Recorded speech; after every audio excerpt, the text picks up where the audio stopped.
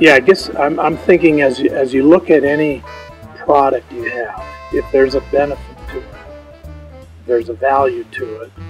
If you pull it away, there's a consequence. So when you say the consumer may not care, well, that's a percentage of the consumer. So I guess we need to understand what percentage of the marketplace does care about the sustainability, and therefore recognize that what we do will resonate there, and it may not resonate in other parts of the market, but we want to do it as a company. And so as a company, we're doing it for our shareholders. We're doing it for the long-term future, and so the return on sustainability is not just the consumer buying the product.